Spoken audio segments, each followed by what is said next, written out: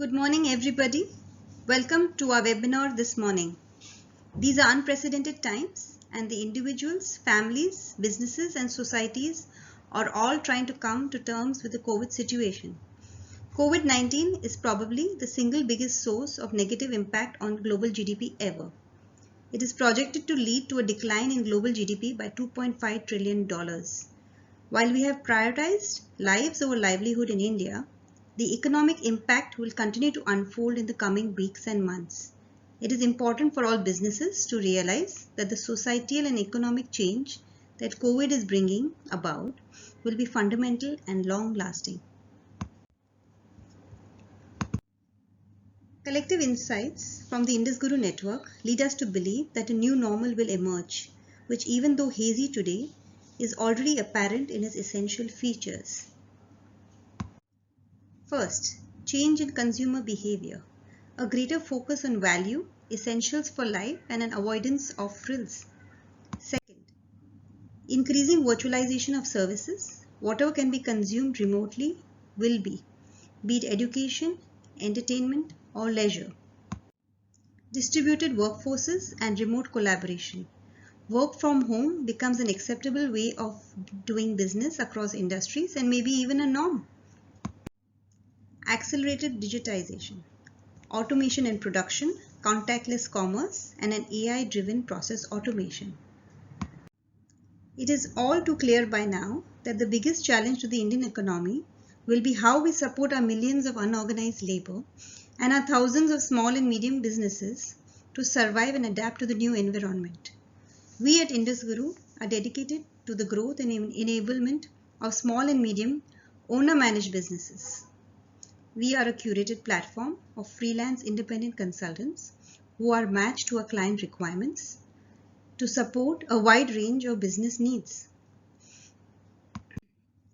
Today, we bring to you a platform, the Alternate Board, TAB India, that shares our vision and its MD, Mr. Ramas Krishnan. Ramas has worked with Indian owner-managed businesses for many years and knows what makes them tick.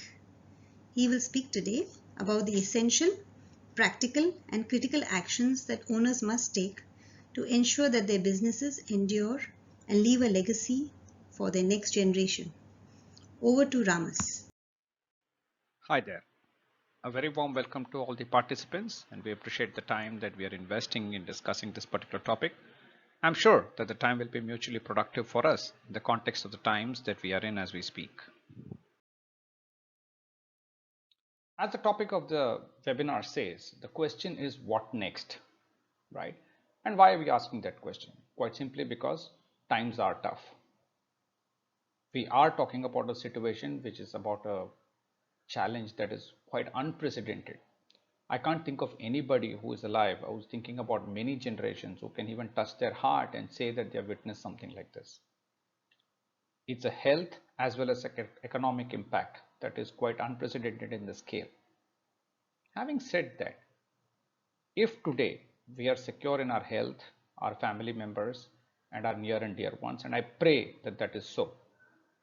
So if our near and dear ones and our families and ourselves are healthy, then I'm sure all of us realize that not only nature, even we as human beings, we as a family, we as individuals, have found time to nourish ourselves, to rejuvenate ourselves, even amidst this chaos. If only we shut out all the various messages, all the various soothsayers, and all the various problems. We have to protect our minds from the virus just as much as we distance ourselves physically. So if we shut that out, we also realize that we can find happiness. And therefore, I want us to remember that as entrepreneurs, we have a job to do for our business as well.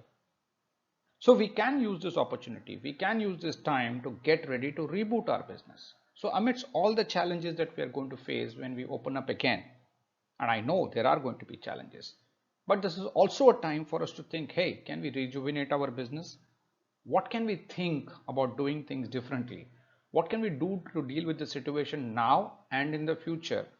And if we can use this time productively for thinking about getting started with our business with renewed vigor, then this time is going to be worth it. Because let us just make a promise to ourselves.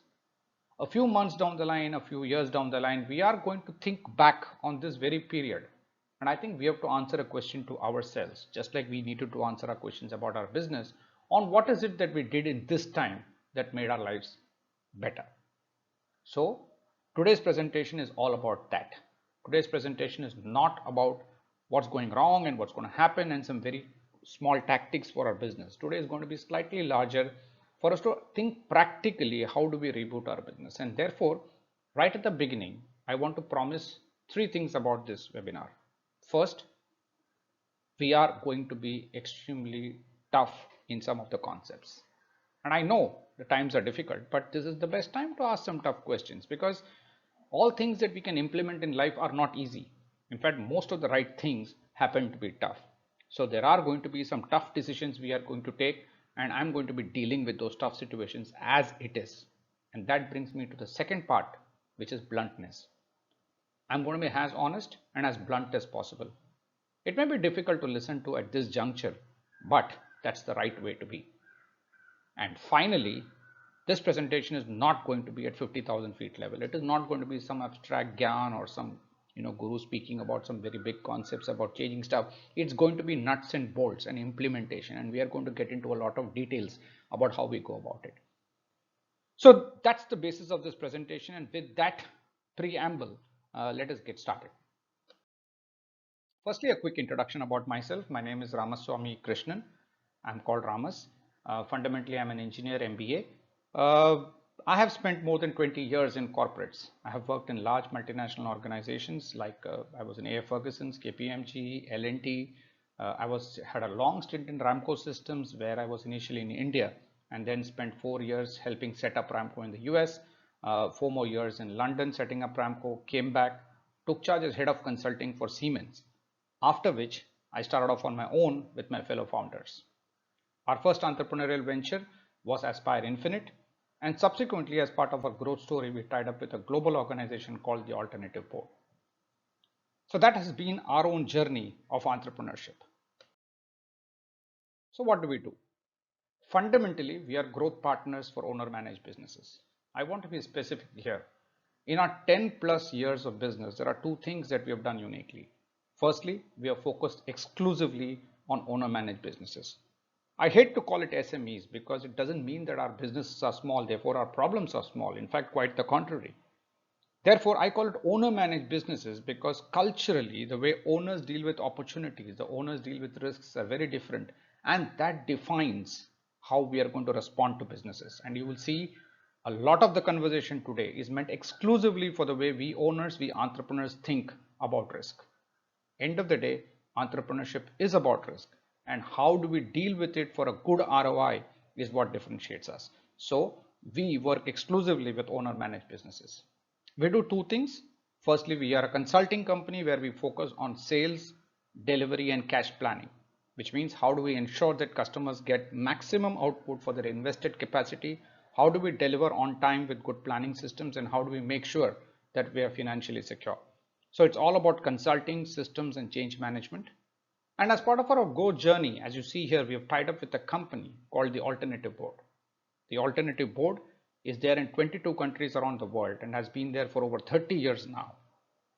What the Alternative Board does, it's the world's #1 coaching franchise. What we do is just like for large organizations, we have board of advisors and we have access to people with a lot of intellect. What we do for SMEs is bring together a set of like-minded progressive owners together and help them help each other through coaching, facilitation and tools. So that over a period of many years, we as entrepreneurs are not lonely at the top and we get to go through this kind of a situation together. And there I want to say that as a result, most of the concepts that you're going to see presented today, most of the ideas that we are discussing is also thanks to our experience of working with so many business owners. The last 2 weeks, the amount of time that I've spent in coaching, discussing with business owners, we've been doing 3 times a week. We've got all our clients over for a morning call of an hour in spite of the lockdown. We've been discussing practical issues to keep ourselves motivated, tangible ideas for getting our business on track, and about collaboration. We've even gone to the extent of conducting training programs for our client team members to keep them engaged as well. This is what makes entrepreneurship run, and we are very proud to work with business owners of various statures, various industries, and various sizes. And that's what we are. We are growth partners for entrepreneurs. And there's a nice proverb here which I want to leave on the table, which is what we strongly believe. Is if you want to go fast, we can go alone. But if you want to go far, then we go together. So all our engagements are long term. We work with entrepreneurs along their goals and ensure that we all succeed together. As we jump into the topic, let's take a minute. Firstly, no one saw this coming. I think irrespective of what say, I know there are lots of conspiracy theories, there are a lot of situations, there are a lot of people saying that I predicted this, that, and the other on television, but let's keep all the riffraff aside. Let's just accept that no one saw it coming. At least no one saw it coming of this scale and this stature. And therein lies our hope. Because if I as an individual, my family, my city, my country fails, you know what? There is still a competitive advantage where somebody else jumps ahead of me. However, when any problem of this magnitude hits us, where the world as a whole is in trouble, then there is indeed a lot of collective action that is going to happen. And that collective action is our hope. Suppose we sleep in the night, we wake up in the morning, we are sure that our competitors are waking up with us, right? And we are not worried about anything else. Similarly, I think we should think of this lockdown period where everybody, it's like a relay race where all of us haven't got a head start on anybody else. And when the lockdown opens and we get back onto business, all of us are going to start running from wherever we are. And that's very important because, like any coach would say, what we do in between the races is what decides how well we run the race. So let's for a minute understand that we are actually right now in between our race. We are waiting for the race to start.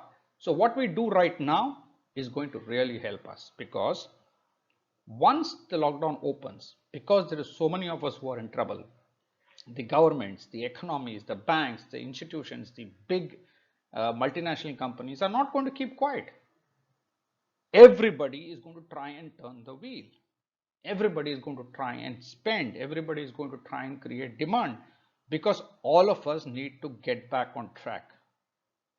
And when the world is collectively trying to get back on track, we as entrepreneurs, as SMEs are going to find numerous opportunities provided we are looking for it and provided we are ready for it. Of course, all industries may not go the same way, but it is impossible that there is no opportunity for any one of us if we are ready to look for. And that is the starting point of our discussion. How do we get our business rebooted and ready for that? Because entrepreneurs hold the potential. Statistics shows that irrespective of any country, more than 85% of the GDP of any country is actually attributed to entrepreneurship. And if at all anybody is going to save the country, we as a country has been entrepreneurial, generating employment, it is going to be entrepreneurs.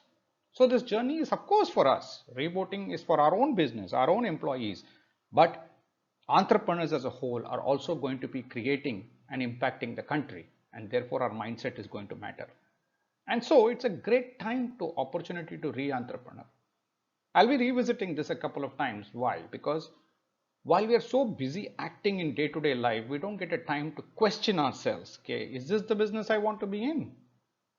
Therefore, it's a starting time for me to ask the question number one, which is tough.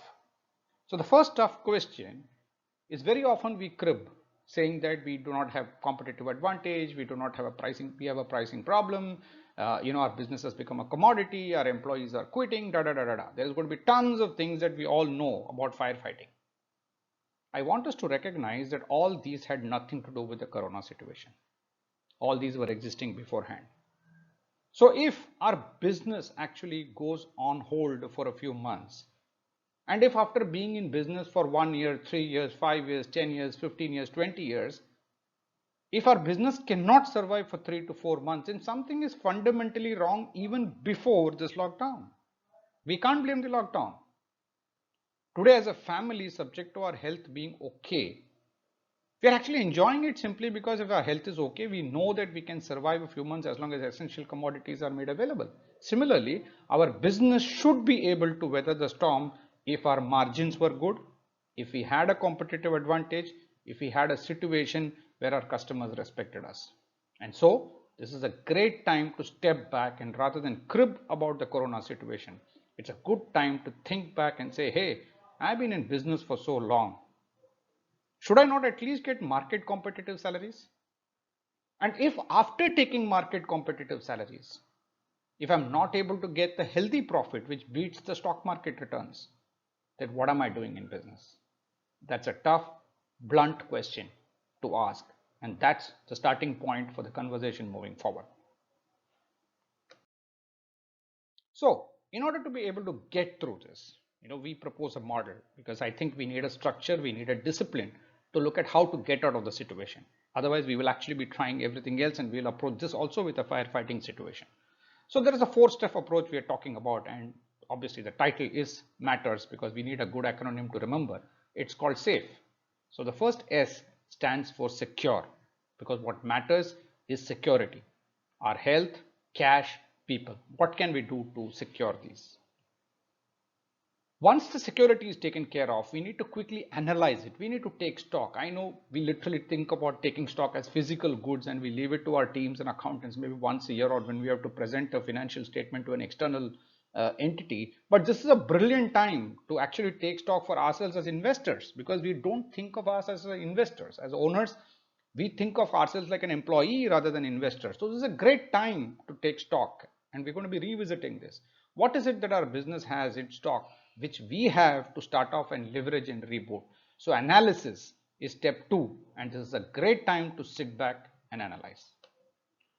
Once we are secure and we analyze, then is the time to focus on making responsible choices because at the end of the analysis, there are going to be various opportunities, various data that's going to come in front of us, various opportunities, thoughts that are going to come into us. From there on, what are we going to focus on? Because we only had 24 hours before this situation, we are only going to have 24 hours after this situation. So what matters is what we end up doing in those 24 hours. And there are going to be numerous attention seeking things that are going to happen once the lockdown opens because we're going to get back to firefighting multiplied by 20. So at that time, unless we are focused, our next many years may be worse than what they have been before. And therefore, we need to be ready to focus. Once we are secured and we have analyzed, we are focused, then we need to execute because ideas are not enough. Today with WhatsApp and with so many forwards and so many webinars and so many situations happening, trust me, ideas are numerous. What we need is implementation. And implementation is a lot to do with review communication because we need to reach out to people and take advantage of them. So what we're going to do in the rest of the presentation for the next 15 minutes or so is going to focus on this 4 steps of secure, analyze, focus and execute and see what we need to do in each of these steps for us to ensure that our business is secure, our business is ready to take on the future. And that's what I mean by a reboot. First step, health, cash, people. Good time to ask the question, what are our real assets? I'm not going to be talking about our personal assets. Again, I'm saying with a prayer that I hope that our family's health, our family cash situations are reasonably good. I am here to focus on the business. So even for the business, what is going to matter immediately are only 2 things, cash and people. And when I say cash, it is not about the various cash that is tied up in so many of our assets which are all notional. For a change, it's a brilliant idea to know what really is on hand is that which is available in the next 3 to 6 months, which means the cash that we have in the bank balance right now and the cash that can be generated by activities for which the customers will pay us money in the next 3 to 6 months. That's all the cash that we have. Similarly, who are the key people who are going to be with us and contribute to us getting out of the picture? Who are my key team members? Who are the customers? Who are the suppliers? So immediately, and I'm going to be talking about immediate and important at all steps because there is something that we need to do right away and there is something that we need to do for the future. These are the immediate 2 things that matter. Let's jump to the important. And here I want to spend a minute again. Like I said just a couple minutes ago, if our business does not have the margins that are going to help us take a market salary, make a reasonable margin and have a reasonable asset pay at this juncture, it's important to question what went wrong before. We usually talk about goodwill. We actually say that, hey, our customers love us because our products are brilliant, our quality is the best and da da da da da. But you know what? If those don't reflect in margins, then it's only a sense of our own personal ego. It's a question of us believing that we are the greatest. But if our competitor is as great and the customer negotiates us for a few rupees in every order, then it is better to be honest and say that, hey, there is no differentiation. So this lockdown period is a brilliant time for us to sit back and say, from an important perspective, after being in business for so many years, to question ourselves, other than the immediate assets, which are cash and people, ask ourselves some important assets.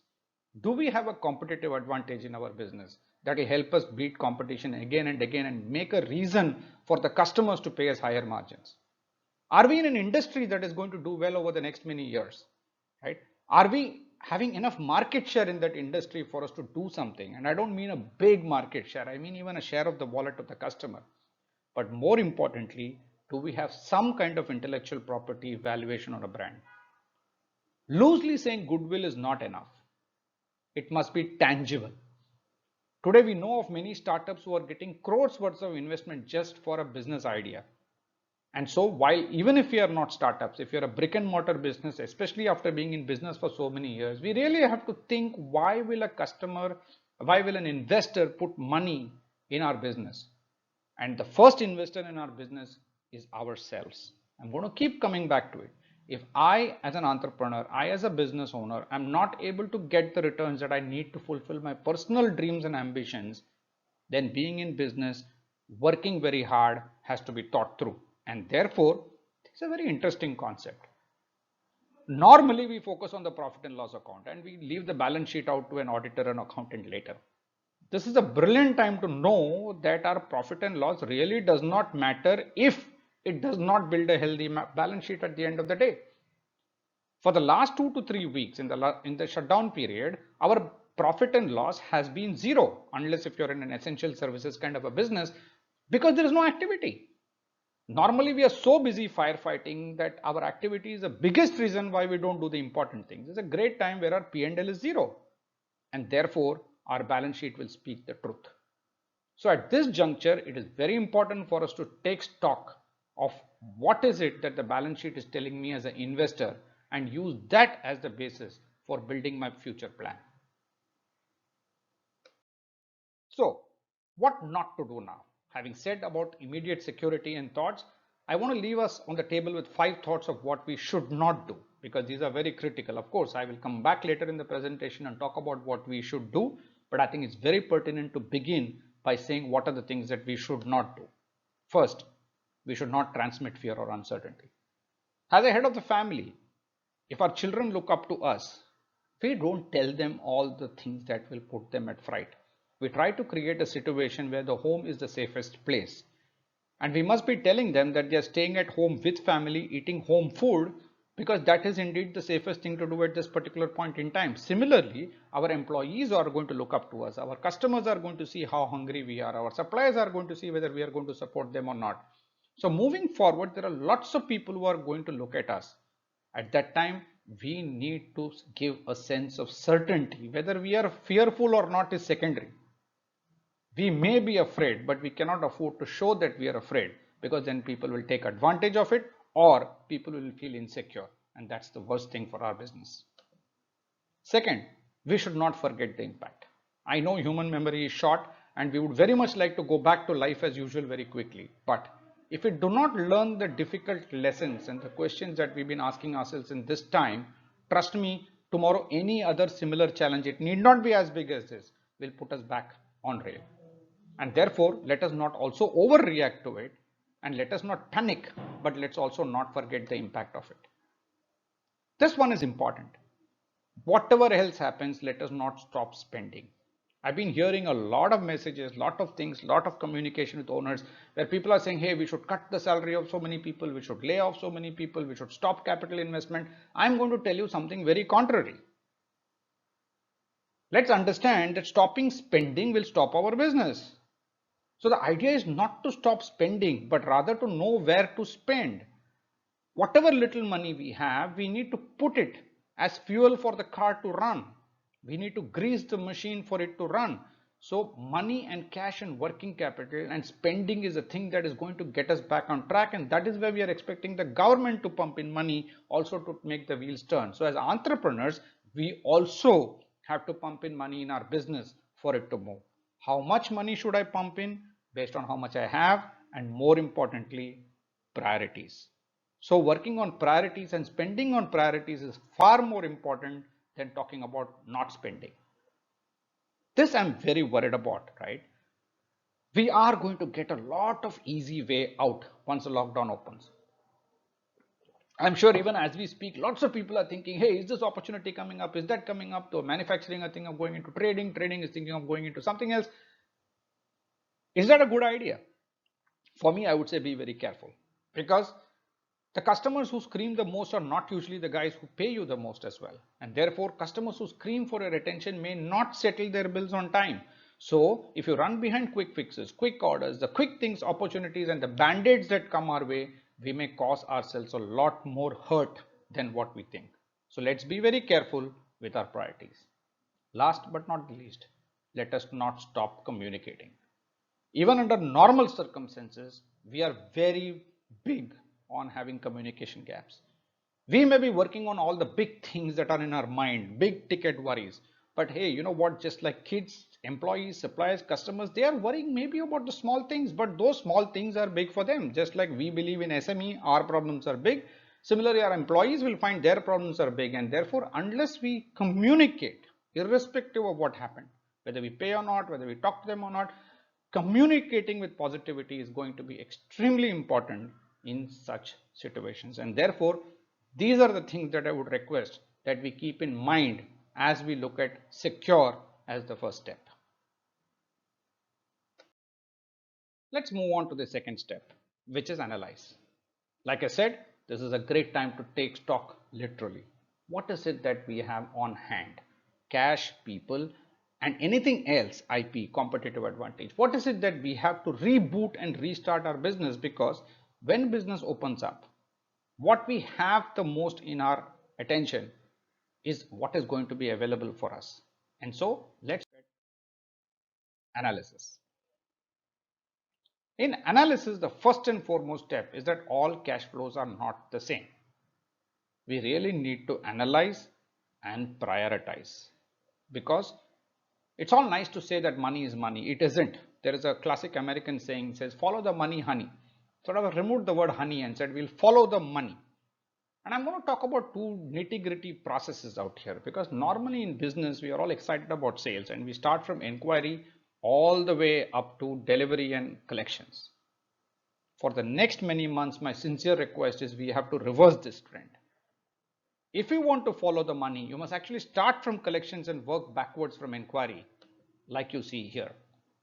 So if I take inflows, money that's going to come into the company, if I have to follow the money, it actually begins with collections. It begins with the collections that I can make in the next 1 day, 10 days, 20 days, 3 months.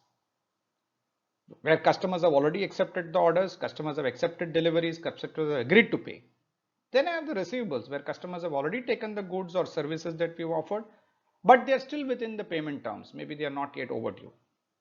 Then I have all the finished goods and the ready services for which customer has given me an order, but I still don't know whether they're going to pick it up or not. Maybe I have not shipped it, but they are ready to ship. Then I have all the WIP, open order books, materials, raw materials, everything, and that's the most dangerous situation, where I have a whole bunch of investments made which I don't know what's going to happen. And finally, I have the inquiries.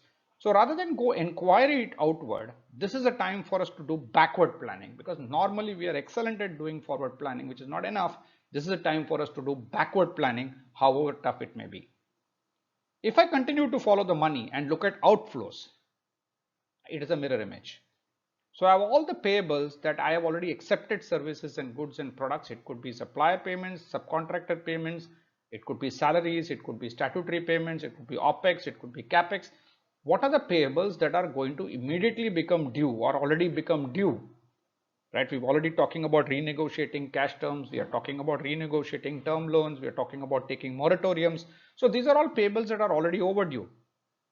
But we also know in the next 3 to 6 months, there are going to be some things which are going to become due, for which we've already accepted services, but we've really not become payable as due as yet. And then we are going to arrive at payables coming due, which are going to happen based on what we are doing now And then we are going to have a payables forecast or a budget. And this is very important because many SMEs do not budget very well, right? They make commitments, but they don't record it properly and analyze it. So here is where we should be able to budget it, and finally we come to the other payment. So if you see, it's a mirror image of inflows and outflows. Now it's not enough for us to just to backward plan. I'm going to share a small tool that's going to convert this into a practical reality for us, because priorities matter. Just like all cash flows are not the same, all customers are not the same, all suppliers are not the same, all expenses are not the same, all capex is not the same, and therefore we have to segment it into vital, essential, and desirable. We inside our companies, we use a tool called T20B10 to make it just simple. I'm going to call it vital, essential, desirable. So if you notice, there are 5 buckets here as we go backward. Each bucket, we actually need to split it into vital, essential, and desirable, and our strategy for each one has to be different. So for all the vital inflows and outflows, we need to build a 6-month buffer. So this is where, as owners, our attention needs to be maximum. We need to focus on those collections, those customers, those orders, those services which we are able to actually bring in the money quickly, which will help me build a 6-month buffer. Similarly, on the spends, I must look at and prioritize those spends that are going to help me generate cash, which requires my attention. I then come to the essential, and usually the vital is not going to be more than 20-25%. We all know that, not more than that, right? The essential is going to be the bigger bulk. Essential is where we crib and cry and pay and crib and cry and collect. So here we need to follow up. Irrespective of what the customer says, we have to follow up on the collections, be very regimental about it, keep on asking, and I'll come back to this in a bit.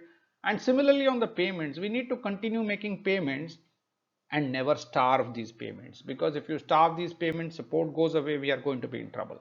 So we have to find a way to negotiate and make payments over a period of time without starving it. And then you will finally come to the last 10-15% where you can actually delegate collections, because you know these are bad debts, they are not going to come. Don't waste your time. So for example, there could be a very large amount with a bad customer. I think that is what you should ignore, but focus on the many small payments which are collectible. So don't go by the size, go by the time and the significance of cash in the next 3 months. So we need a week by week plan for the next 3 to 6 months of looking at our inflows and outflows in this template that I'm sharing, for us to be able to understand how we are going to plan. And let me tell you, it's very important, because once business opens up, there are going to be numerous attention seeking issues, and if we do not prioritize ourselves, we are going to get back into a worse form of firefighting, which is going to hurt us. So please use this time to analyze the data, plan, and be ready, so that we are better placed when business opens to focus on the important things. Moving, I'm going to start by some strategies on how to do this analysis and how to manage this cash flow. But the first and foremost, probably one of the most important points in my discussion today, is let's please learn to seek support as much as you give support, because I keep getting asked this question. Employees are going to come back for salaries. We did a big webinar on March on salaries, and I'm sure April is coming up. So we are all the more worried. We're talking about suppliers asking for payment. We are saying, how do I ask customers? So we have the situation where entrepreneurs say, how do I approach my customers? But they know that they are going to be approached by their employees and suppliers. And that's the situation we are faced in. And one of the challenges, in fact, I almost think is a disease or an epidemic with many business owners and entrepreneurs I know, is that normal life we have got used to thinking of ourselves as superheroes. You know, we are the strongest guys in the company. We are the go-to person for all kinds of solutions. We solve the problem for our customers. We solve the problem for our suppliers. We of course solve the problem for our employees. We solve the problem for the world. So we forget that we are human as well. And it's a great time to realize that we are also vulnerable. And so as much as you give support, please learn to seek support. People understand. This is the time where we need to get as much participation as possible and not be the superhero, because if you are the superhero, people are going to assume that you don't need support, and then they are not going to give it. Then there's no point in us cribbing. So it's very important for us as we plan the next 2 to 6 months, let us ask support in a proper way and work with people rather than just work for people. So let's start applying that. First, For customers, you must ask payments. Do not make assumptions. Trust me, customers understand. I know we may be speaking to the wrong profile in the company, then we need to actually go to a different profile to ask. But first things first, do not focus on improving efficiencies in your shop floor or efficiencies in your services, and do not start by supplying goods and products without knowing whether your customer is willing to pay for it or not. It's better to be idle in the shop floor if you're a manufacturing person. It's better to your employees to be idle if you're in services. And I'll come to in a bit. I'll tell you what to do with those idle capacity. But do not keep them busy on the wrong orders, because that's going to dig us deeper into a hole. So unless somebody is prepared to pay for something, let's not even get out of our bed and start acting on it. This discipline is going to be very critical the next few months. Similarly, I'm sure some of you would have already been doing this. Please go give a discount, but get the cash. Customers who need it will most definitely understand. What I want to leave on the table here is that this is not the time for rules. This is not the time to say, hey, customer, Mr. Customer, you have so many invoices, it is overdue, I need this payment. That's not the conversation to have. This is not business as usual. Whether it be suppliers, whether it be customers, whether it be employees, it is not business as usual. So this is not about talking terms, but rather having good conversations with people who understand the situation, the human part of the story, to say, hey, I need this support. What can we give? Let's get on account payments. Let's give on account payments. Let's seek support and keep the machine rolling as long as the business comes back on track, because people are going to be listening to us. People are going to be acting. Next, treat suppliers very similar to employees. Focus on those payments that support collection, because the purpose of the entire life for the next 6 months. In fact, I just want to take a minute. This is how, by the way, we should be running business normally, but we don't. Sometimes we run after growth. Sometimes we talk about hollow revenues, which never convert itself into cash. But this is the way we should ideally run the business normally, is that we should prioritize only those spends that convert into cash and support collection. And please pay on mutual needs and the support that you get. Who are the suppliers who need it desperately? Because this is a good time to take care of your suppliers as well. Because if we don't pay suppliers on time, and when the business reopens, or even otherwise, if some other competitor has better money and they take away your trusted suppliers, then when the business comes back on track, we are not going to have them. So whether it be suppliers, contractors, employees, it's a great time to take care of them. Doesn't mean pay them fully. That's not what I'm saying. Like I'm saying, this is not the time for rules.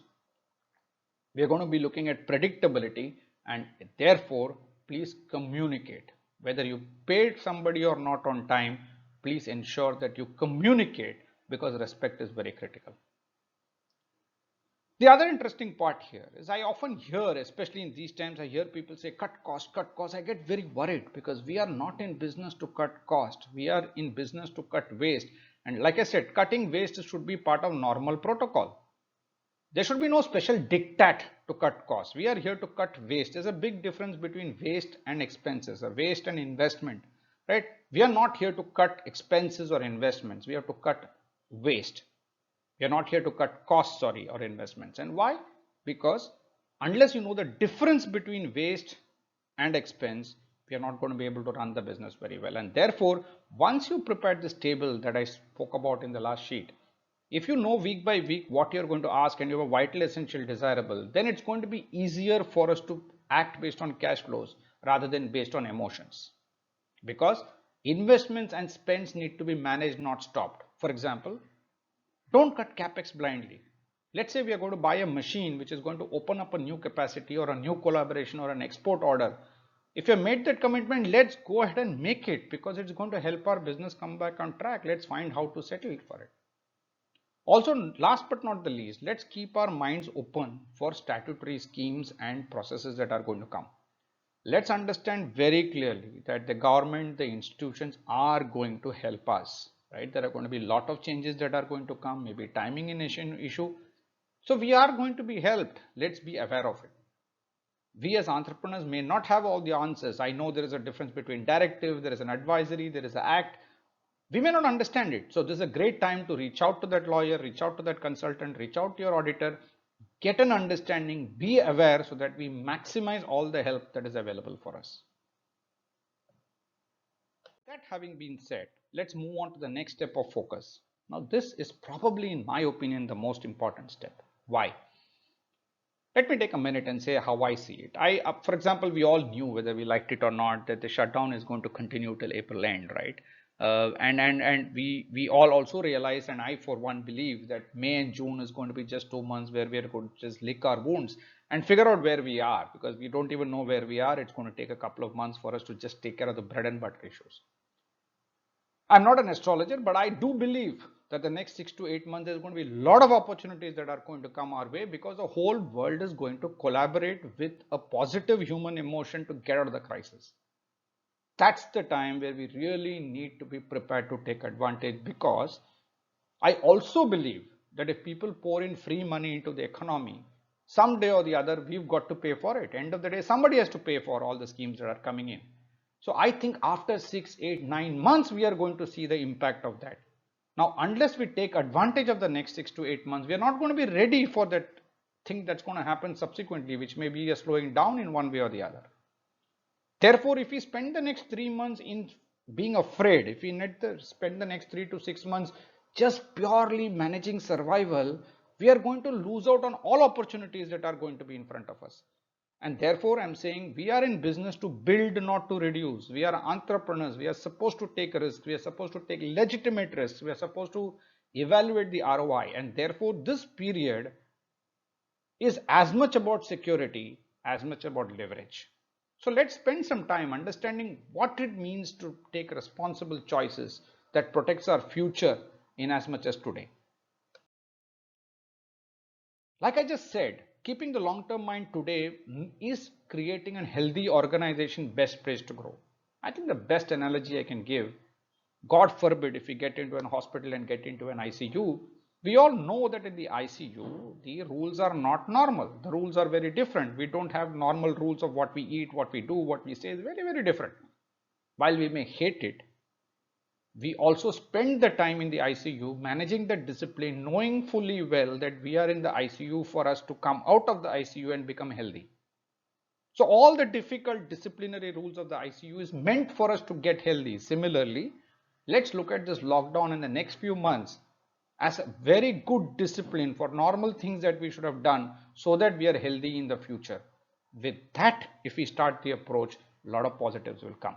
And so I'm going to split it again into two parts. What is it that we must do immediate? Because don't get me wrong, we are not talking 50,000 feet Gyan levels here. We are talking about actionable items that are needed to secure what we are, but we also need to secure our future. There are so many motivational stories that have come up in the last few weeks. I know that while we engage with all our clients every 3 times a week, we do these coaching conversations, all of a sudden so many opportunities have opened up, right? Customers have given orders, customers have made payments, we have paid suppliers, things are churning one way or the other. There are people who have found emergency opportunities where they can open up their factories. There are people who have factories are shut but their canteens are kept open. We have a client here who suddenly is in fabrication, who realized that their capex equipment is probably not going to pick up in the next 3-6 months because they are into heavy engineering. All of a sudden they have collaborated with the government to get into a few things that the government needs for emergency supply, and they have a 6-month order book. So there is a lot of positivity that has emerged provided we find some choices to grow. So end of the day, our objective is growth. With that in mind, let's look at what are the chances available to us. So what are the choices we have? For the immediate, it is very simple. We just have to be better than competition. I mean, there is nothing else to think about. We just have to be simply better than competition. Now here, in order to be better than competition, one legitimate practical idea is, I'm sure in all of our businesses, there have been situations where the customers have asked us many times for us to do things which we have refused. It could be that AMC business, it could be servicing equipment of somebody else, it could be new delivery channels, it could be holding stock of items, it could be some collaboration. We've said no to it simply because we were so busy in our business. Now this is a great time to think back about all those options that are available for us to enhance revenue streams that are not cash intensive, but will actually help us get the business back on track and win loyalty to customers. Therefore, we have to reach out. Reach out to past customers, reach out to prospects. They are in trouble as well. This is a great time to figure out what we can do to collaborate. Third thing, which is often ignored by most business entrepreneurs. We are not very good at communication and marketing. Our own LinkedIn profiles are not that good. Our websites, our products, our brochures are very technical. They don't talk to customers. This is a great time for us to build case studies. This is a time where customers are going to be available. You can talk to customers to give testimonials. This is a good time for us to do thought leadership. And in the alternative board, I know that there are two boards which are revamping their entire marketing collateral sitting at home. And the amount of amazing work that is coming up for the owners for their business is quite interesting. If you're in the retail business, if you're in B2C retail, this is a brilliant time for you to build customer loyalty. Customers will remember all the people who supported them in a difficult time, and therefore this is a time to build differentiation, confidence, and empathy. So immediately for the next 3 to 6 months, there are going to be opportunities that we have to leverage. Let's now move forward to what is important. Important is slightly longer term. Just like I said, there are going to be lots of people who are available with whom you could have normally not met, collaborated. They are all going to be available at this time. This is a great time to reach out. There are new revenue opportunities. There is chances for collaboration, mergers and acquisitions if you have the money to invest. There are lots of partnership opportunities, new distribution choices, new franchise choices.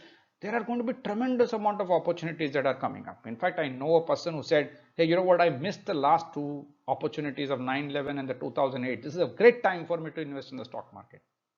And you know what, that's thumbs up, because that's the kind of thinking, and ask ourselves, is it a great time to invest in my own business? So if you find brilliant opportunities in our business and we can invest in it, what more can there be? One key trend I want to point out to is the last few years we've done some big blunders in trying to go global without thinking. This whole business about getting to be cheaper, even though we are going away far and carrying inventory, this whole idea of globalization has sometimes swung the pendulum the wrong way. Now we are going to get back on track. There is going to be tremendous emphasis on finding reliability and predictability of suppliers near to where I am. Of course, it presupposes that you have quality. And I'm going to talk about how to improve quality very soon. But if your product is of a good quality, you may find customers who are prepared to pay you a slightly higher margin for the predictability. Therefore, please reach out to local customers. Please reach out to local government authorities. Reach out to all the people local, because a lot of local opportunities are going to come up. And that's part of your important. Finally, me as an owner, what next? I think while we talked about this for the immediate and important for the business, for us as entrepreneurs, we need to be inspired. Because unless we are inspired, we are not going to aspire, we are not going to create.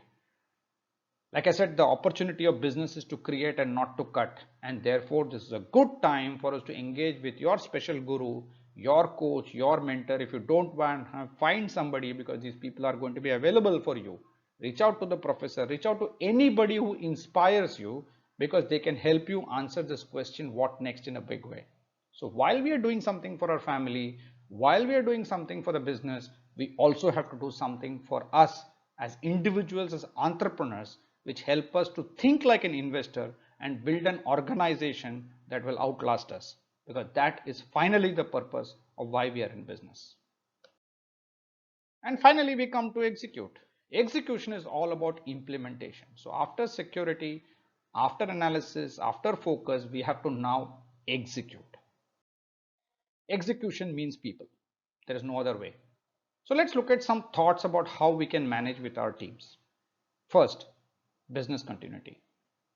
Business continuity plan seems like a very big word, and I used to myself laugh at it when I heard it in big organizations. For example, when I was working in a large organization, we were 6 directors who were reporting to the board. And one of the rules we had was that no 2 directors will ever travel into similar business units in the same plane. Now, I used to find it very funny, but today I realize the point. Similarly, irrespective of how small we are in business, it's very important for us to know is, do we have backup to our core functions? And when I say backup, I don't mean that we need to be the same skilled. It doesn't mean I need another owner. It doesn't mean I need another head of purchase. It doesn't mean that I need to replicate my teams. It's a misnomer that people believe that large organizations have too many flack and too much of backup teams. They don't.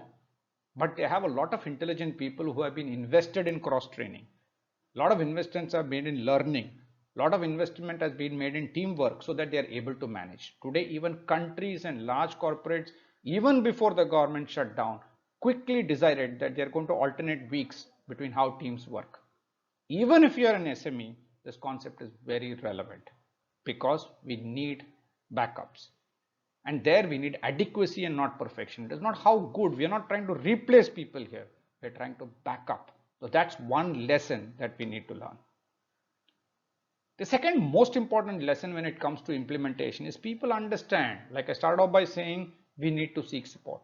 I think there's a lot of learning even in our own country is when we've had situation where a difficult situation has been, difficult challenge, difficult sacrifice has been asked of people, people have gone ahead and made it. And not only in our country, anytime in the world over. But we need the humility to be able to make those decisions and ask for support. So when we were talking about salaries also, I've been saying that you cannot cut salaries legally. That is understood. However, you cannot pay what you don't have. So the whole idea is, can we work out a methodology? Because people will understand at this juncture, people are going to be very grateful that they have a job in the first place. And therefore, it's very important to talk to people, take those decisions, do not be soft. But layoffs are never a good option. I've heard many entrepreneurs come and tell me this is a great time to cut this flab in the organization. You know what? I just hate it because I asked them the question, what were you doing living with the flab all this while? So in time of a crisis, not the time to chuck off people. We have to find ways as entrepreneurs, and that's why we are called entrepreneurs, because as entrepreneurs, this is our time to find ways to leverage attitudes. Because if you allow good attitude people to go away, forget the skills. If you lose the attitudes, you're not going to get it back, and it's also going to hurt the morale of the existing people. So we have to find a way to retain. Now comes the positive side. Because people are going to actually be very happy having the security and predictability of a job. Forget the salaries. It does not matter how much. Predictability, security of a job, this is a great time to create a bonding. Normally, we are afraid that people will say, hey, for this job, I need 3 more people. Here, it's going to be the reverse. 2 people are going to willingly do the job of 5 people. Therefore, it's a great time to improve productivity, provided we know how. If we delegate, if we reassign people, if we seek support of people, we bring them together without communication gaps, without interdepartmental problems, without the normal finger pointing, we are going to find people coming together, because crisis is a great uniter, provided, I repeat this, provided many times, provided we know how to communicate, how to review, and how to execute. And therefore, there are these opportunities. I said that a little earlier, even we should not work on the wrong orders. So what do we do with the people? The idea is simple. Please take advantage of new habits. Many of us in business, especially those in manufacturing, always keep cribbing, saying that we don't have time for training, we don't have, and those in service businesses believe that the people are not getting trained on the important new skills that are required. This is a great time. We never would have understood the kind of discipline and structure in our country like ours. Whereas in a country like India, we've suddenly realized that the situation is forcing us to learn a few things related to discipline, which we've been struggling to bring in business. So please leverage it. This is a great time to look at things like improving hygiene, improving the quality in our business. People are going to make sure they deliver good quality stuff, SOPs, processes, safety, fiscal discipline, planning, all those things which are ignored under normal times. This is a brilliant time for us to implement it, provided we are ready. I know as we speak, most of our clients are actually working on building SOPs, building on training, setting up those small things like conference room outside near the reception so that people don't saunter into offices. We are using this distancing, this thought process, working from home. We are doing webinars on helping people work from home. So there are going to be a lot of such new habits which we earlier were refusing to implement are going to be very easy to do, but that's going to be available only for the next 3 to 6 months. People's memory are short. So let's leverage the next 3 to 6 months to put this habit so that they become the new habits. And so we create improvement projects with our team members, find out opportunities to grow the organization and get them to participate. This is a great time to look at systems, processes, innovation and new habits. However, personal touch matters. So irrespective of our apprehensions, irrespective of our tensions, as entrepreneurs, execution needs us to communicate, review, communicate, review, communicate, review, irrespective. And that's what is going to help us get the results that we need. We don't need to be the smartest guy in the room, but we need to be the most diligent guy in the room. So what do we do? So I'm summarizing execution by saying what are the 5 things that we should do. Just like in security, we said things that we should not do. For execution, it's about what learnings we have, 5 things to do. First thing is making choices. This process is going to help us come out with new decision making mechanisms or what is most important, and let's make sure that these lessons are continued forever. Second, ask for support. We are all in the same boat. Leverage collective participation. Third, Warchest. I'm going to give a very practical tip because people ask me all the time, how do we build a 6-month working capital war chest? It's actually quite simple because the money has got to come from the business. We are not going to borrow that. How do we do it? So simple suggestion. Please go ahead and open a bank account, which is separate. Bankers are going to love you for it. And then every single penny, every single paisa that you collect from here on, make sure that 5, 10, 15, 20%, just say 10%, 10% of every single collection that you make is actually put into that bank account. And your existing business must learn to live with 90%. I repeat, the business must learn to live with 90%. So we're actually creating an artificial kind of a choking point, right? And that's what we're going through right now. So once you do that, 2 things are going to happen. First of all, your business will become agile. Secondly, you're going to have a war chest, but thirdly, you will have your profits. We've been struggling for years that we actually reinvest our profits and never get it back.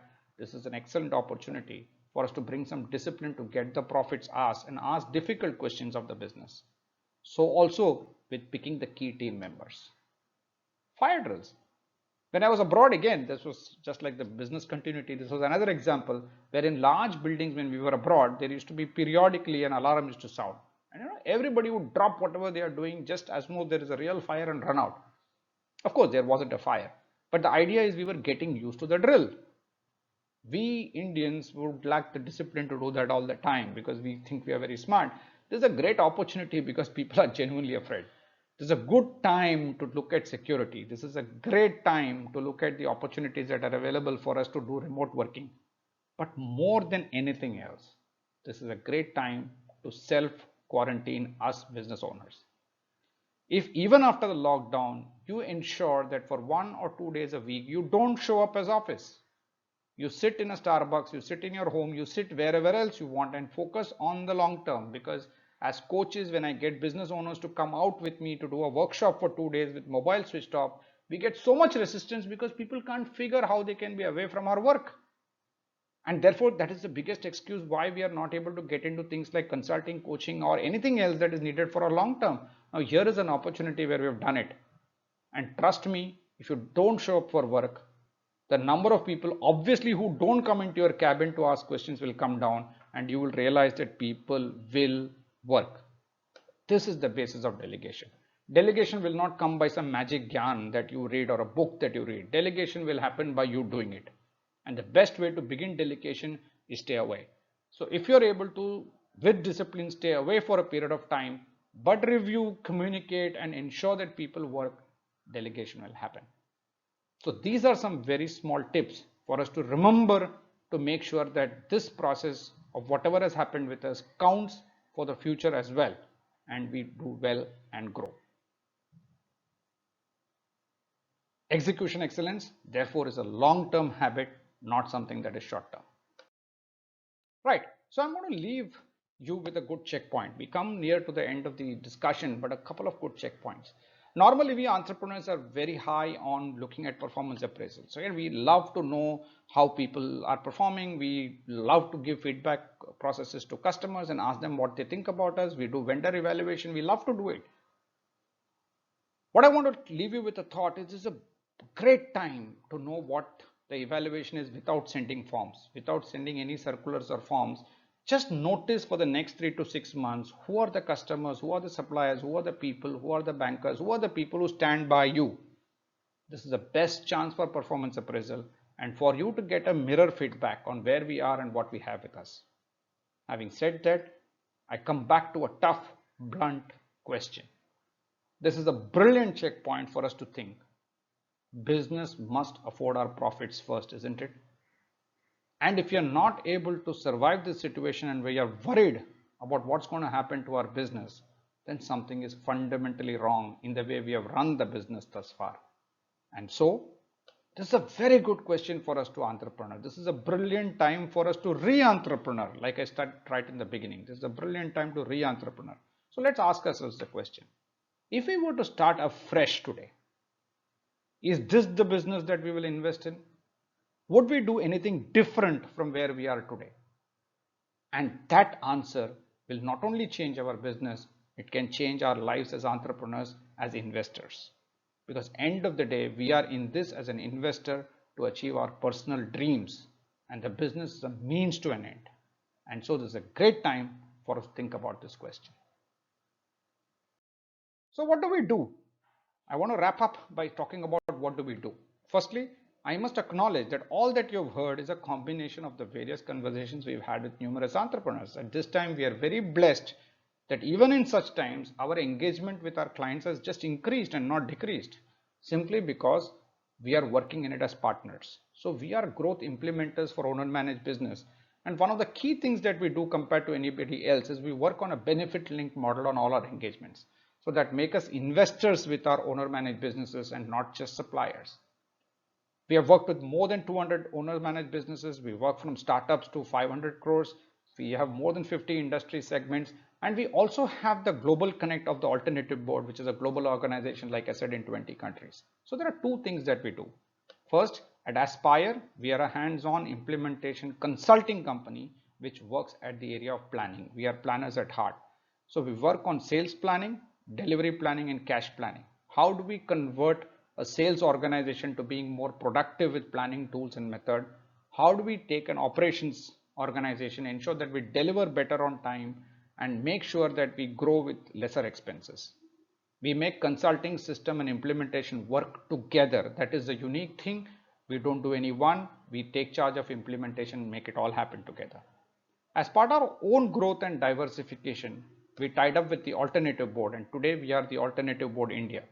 Just like Aspire is meant for the businesses, TAB is meant for the owner. One of the key criteria that we've realized is that as SME owners, we are not accountable to anybody else. Large organizations, the CEOs report to the board, and the board is not about reporting, but holding them accountable. So quarter on quarter, some interesting insights, a lot of thoughts, a lot of advisory, a lot of support is available for the leader to run the business. As a SME owner, we don't have that very easily. What TAB does, it brings together 6 to 8 like-minded business owners who are not in the same industry, so that we can share information and create an advisory board for each other. So every owner is advising others and every owner is being advised by the others. And this runs for many, many years, so that it almost becomes like a trusted friend group, but it's a no-nonsense business-like board. And that is run by a coach and a facilitator who's trained by international class alternative board standards. So we make sure that there is structured processes, shared wisdom, and an accountability. This is an invite-only process where members are evaluated, psychometrics are done in order to make sure that the board works in a professional way. So all that we presented here is as a result of that, and we have cumulated this into a checklist for SAFE. Across the world, all of us have collaborated and we've come out with a checklist which is practical for business owners to implement in their own organization. The checklist covers 8 different areas. Business and business owner, it talks about employee communication, it deals with business continuity planning, it deals with supply chain, revenue impact, cash impact, customer and leadership. If you notice, these 8 areas cover all facets of the business. And we at Aspire and we at TAB are using this for our own customers, helping them get ready, getting set for business once the lockdown lifts. We are very happy to support all the people on this webinar. It's our contribution to entrepreneurs. We are very happy to share this checklist with all of you. You can use this checklist with your team members, yourself, to create a situation assessment for your own selves. So we are very happy if you register, and if you need the checklist, we would send it for you. If you need further help and you want to have a personalized discussion on the checklist of getting ready with a TAB certified coach, you can reach out to us. We'll be happy to schedule a one-on-one conversation, or we get together 6 to 8 business owners so that we can discuss specific issues about your business and specific action items from the checklist that relates to your business, we'll be very happy to schedule a conversation. Like I said, there is a link that I'm going to share. So the link is available on your screen. We request you to look at the email ID as well as the link. If you click on the link, we want you to share your email ID and your contact details with us, and also let us know if you want us to send you the checklist and also want us to schedule a one-on-one discussion with you. If so, we'll be happy to continue. While having said that, like I said, I hope we've lived up to our promise of being tough, being blunt, and more importantly, being actionable and implementable. Very proud to be able to share all these thoughts with all of you entrepreneurs. And like I said, it is the entrepreneurs who are going to change the world. The entire employment creation, the economic outlook, as well as the ability to create wealth is the responsibility of us entrepreneurs. So with that thought, let's focus not only on what we have to do for our businesses. Now let's look at what we have to do for ourselves as entrepreneurs to reboot, rejuvenate, and ask some fundamental questions. Then we can look back at this period of lockdown and maybe, hey, write a book about it and say how we dealt with it differently. With that prayer, with that hope, I think we come to the end of the presentation, and I will open it up for question and answers. Stay safe, and I hope you enjoyed the session. Look forward to questions that we can answer.